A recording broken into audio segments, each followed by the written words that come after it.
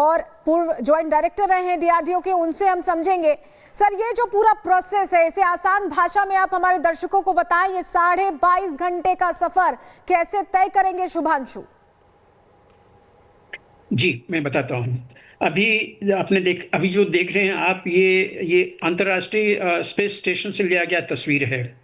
और अभी जो क्रू ड्रैगन मॉड्यूल है, ये लगभग इंटरनेशनल स्पेस स्टेशन से 300 मीटर के आसपास में, 200 300 300 300 350 मीटर के आसपास में दूर होगा। अभी इसमें 2 सेक्शंस होते हैं। एक तो वो सेक्शन जहाँ पे सारे क्रू, चारों एस्ट्रोनॉट बैठे हुए हैं, उसको क्रू सेक्शन बोलते हैं ड्रैगन का।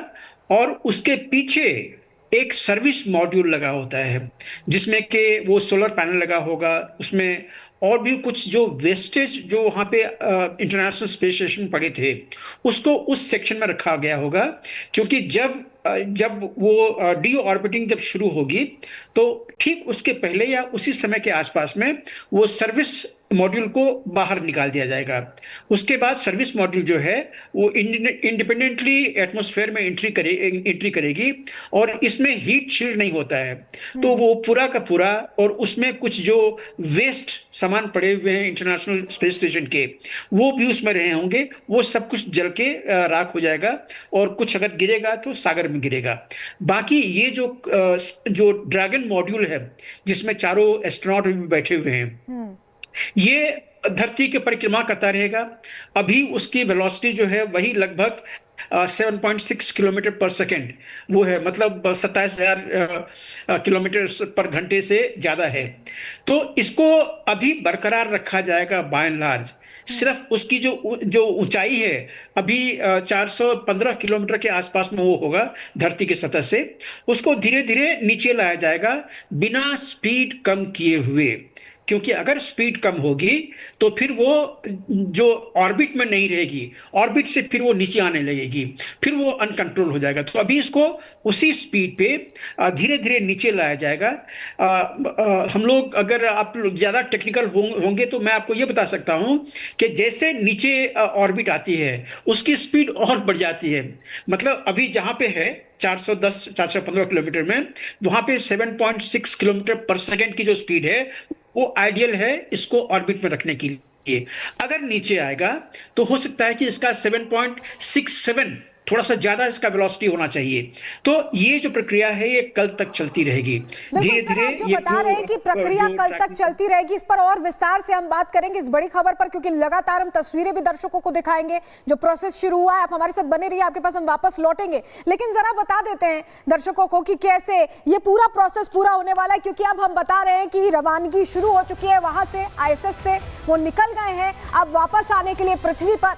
और इन 18 दिनों में उन्होंने बहुत कुछ हासिल किया है, बहुत सारे पहलू हैं जिस पर हम आगे बात करेंगे। लेकिन पहले आपको बताते हैं कि टाइम क्या रहने वाला है। 14 जुलाई शाम 4:30 बजे का समय था, थोड़ा आगे बढ़ा, 4:45 पर रवाना हो चुके हैं पृथ्वी के लिए। और कल का वो दिन होगा जिसमें समय शाम 3 बजे का, भारतीय समय अनुसार हम आपको बता रहे हैं, शाम 3 बजे का समय तय हुआ है जब प्रशांत महासागर में स्प्लैश डाउन होगा। और ये तस्वीरें देखिए, ये आपको तस्वीरें दिखा रहे हैं जो सफर है वो कितना खास है। देखिए, जितने भी वहां पर एस्ट्रोनॉट्स गए थे वो अपने अपने देश से बातचीत कर रहे थे, उनसे जुड़ रहे थे। और शुभांशु शुक्ला भारतीय थे, तो उन्होंने वो भारतीयता की भावना वहां से दिखाई। और उन्होंने बताया कि सारे जहां से अच्छा हिंदुस्तान दिख रहा है, क्योंकि पृथ्वी को वो ऊपर से देख रहे थे। और ऐसे में उन्होंने बताया कि कैसे वो झलक पृथ्वी की जब उन्हें मिली तो उन्होंने भारत को उसमें देखा।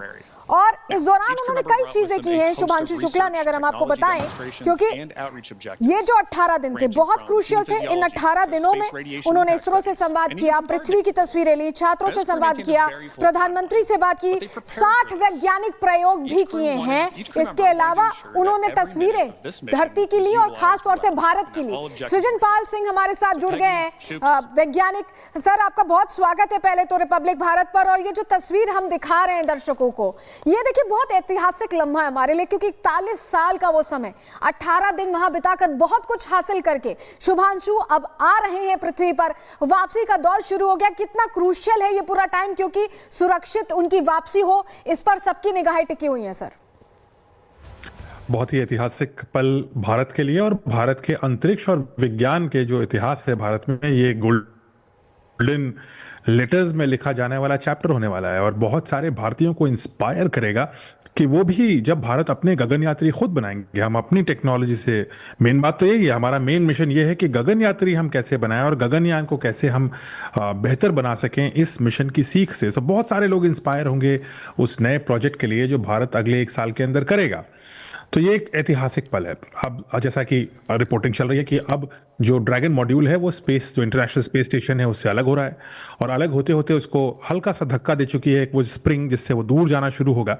और अब अगले 22 घंटे बहुत ही क्रूशियल होने वाले हैं, क्योंकि हमारे अपने एस्ट्रोनॉट और उनके साथ 3 और एस्ट्रोनॉट, और वो मिशन पायलट हैं तो उनको 3 और एस्ट्रोनॉट के साथ वापस आना है। अगले 22 घंटे बाद जब वो वायुमंडल में दाखिल होंगे, उस समय का जो विजुअल होगा, वो विजुअल बहुत ही इंटरेस्टिंग होने वाला है। क्योंकि जब ये अंतरिक्ष यान ड्रैगन मॉड्यूल दाखिल होगा वायुमंडल में, तो इसका टेम्परेचर लगभग 2000 डिग्री से भी ज्यादा हो चुका होगा। चारों ओर प्लाज्मा होगी, हीट शील्ड एकदम अग्नि से ज्वलंत हो चुकी होगी, और उसकी लेयर्स निकल रही होंगी जिससे कि वो एस्ट्रोनॉट्स को प्रोटेक्ट कर सके। और वो वापस आने का जो प्रोसेस है, जो महज आखिरी के 15 मिनट है, 27,000 किलोमीटर प्रति घंटे की स्पीड। 27,000 किलोमीटर मतलब जितना एक हवाई जहाज चलता है उससे 27 टाइम्स लगभग ज्यादा। उस स्पीड से वो 25 किलोमीटर प्रति घंटे की स्पीड पे स्प्लैश डाउन जब करेगा, वो एक बेहतरीन नजारा होगा, जो ना सिर्फ एक ब्यूटीफुल साइट होगा, लेकिन मुझे लगता है कि सारे भारतीय लोगों के लिए एक ऐसा पल होगा जिसमें हम गर्व करेंगे। बिल्कुल, जिसे इस हम तस्वीर का हम सभी को इंतजार है और हम उम्मीद कर रहे हैं कि सुरक्षित वापस आए, वो तस्वीरें हम दिखाएं जो दुनिया भर के लिए नजीर बने, खासकर से भारतवासियों के लिए नजीर बने। बहुत शुक्रिया आपका सर, जुड़ने के लिए और रिपब्लिक भारत पर बताने के लिए दर्शकों को कि कैसे ये प्रोसेस अब शुरू हो गया है। और ये तस्वीरें आपको दिखा रहे हैं, सीधी तस्वीरें सबसे पहले देखिए, क्योंकि शुभांशु की घर वापसी अब शुरू हो चुकी है। 4:45 पर शुरुआत हुई और ये तस्वीरें स्पेस स्टेशन से रवाना होने की हैं, जहां शुभांशु शुक्ला 23 घंटे लगभग की यात्रा तय करके भारत के वो सपूत जो गए हैं स्पेस क्राफ्ट का इस पूरे बड़े मिशन का हिस्सा रहे हैं, वो वापस पृथ्वी पर लौटेंगे। देखिए 41 साल बाद कोई भारतीय अंतरिक्ष में गया है। तस्वीरें आपको दिखा रहे हैं, शुभांशु शुक्ला सहित 4 एस्ट्रोनॉट्स हैं जो निकल चुके हैं स्पेस स्टेशन से, पृथ्वी के लिए रवाना हो रहे हैं। 22.5 घंटे या ये कहें कि 23 घंटे का लगभग ये पूरा सफर है जो उनका ड्रैगन स्पेसक्राफ्ट से 15 जुलाई यानी कल दोपहर करीब 3 बजे पूरा होगा, समुद्र में उतरेगा। स्प्लैश डाउन की ये पूरी प्रक्रिया बहुत क्रूशियल, बहुत इंपॉर्टेंट तस्वीर आपको दिखा रहे हैं। देखिए स्पेसक्राफ्ट 223 किलो से ज्यादा कार्गो के साथ वापस आएगा और इसमें नासा का हार्डवेयर होगा, 60 से ज्यादा प्रयोगों का यहाँ पर डेटा शामिल होगा। और ये तस्वीर जो आपको दिखा रहे हैं, ये प्रोसेस जो शुरू हुआ है, स्प्लैश डाउन की जो पूरी यात्रा है वो शुरू हो चुकी है। हमारे साथ वीएन झा वरिष्ठ वैज्ञानिक जुड़ रहे हैं और पूर्व ज्वाइंट डायरेक्टर रहे हैं डीआरडीओ के, उनसे हम समझेंगे। सर, ये जो पूरा प्रोसेस है, इसे आसान भाषा में आप हमारे दर्शकों को बताएं, ये 22.5 घंटे का सफर कैसे तय करेंगे शुभांशु? जी, मैं बताता हूँ। अभी जो देख रहे हैं आप, ये अंतर्राष्ट्रीय स्पेस स्टेशन से लिया गया तस्वीर है।